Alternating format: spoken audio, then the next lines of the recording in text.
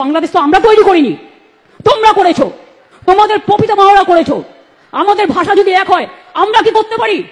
এখানে নাকি সব বাংলাদেশ হয়ে গেছে, কোথা থেকে হলো? 1947 সালে স্বাধীনতা আন্দোলনের পর যখন দেশ ভাগ হয়েছিল, আপনারা কি করেছিলেন?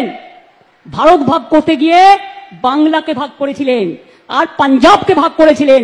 তার কারণ চলে যান আন্দামান সেলুলার জেলে। আমি রেপ্লিকা তুলে নিয়ে এসেছি আলিপুর মিউজিয়ামে।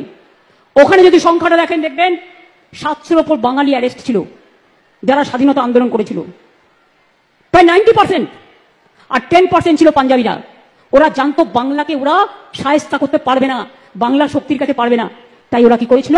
বাংলাটাকে ভাগ করে দিয়েছিল আর পাঞ্জাবটাকে ভাগ করে দিয়েছিল। পাঞ্জাবের একটা পাকিস্তান আছে, পাঞ্জাবের পাশে দিয়ে পাকিস্তান, পাকিস্তানেও একটা পাঞ্জাব আছে, জেনে রাখবেন। ওই সে কথা তো বলো না। তাহলে আমাদের পাশে বাংলাদেশ তো আমরা তৈরি করিনি, তোমরা করেছো, তোমাদের পিতামহরা করেছো। আমাদের ভাষা যদি এক হয় আমরা কি করতে পারি? আমরা কি করতে পারি? বাংলা ভাষা সারা পৃথিবীতে 5ম স্থানে আছে এবং সারা এশিয়াতে 2 নম্বর স্থানে আছে। Bangla international language. বাংলা ভাষায় কথা বললেই হোটেলে ঢুকতে দেবে না, বাংলা ভাষায় কথা বললেই কাজ করতে দেবে না, বাংলা ভাষায় কথা বললেই ছাত্রছাত্রীদের পড়তে দেবে না। বাংলা ভাষা তো বলবোই, বাংলা ভাষা, অন্যান্য ভাষাও বলবো, কেউ তো আপত্তি করেনি, সব ভাষাকে সম্মান করি।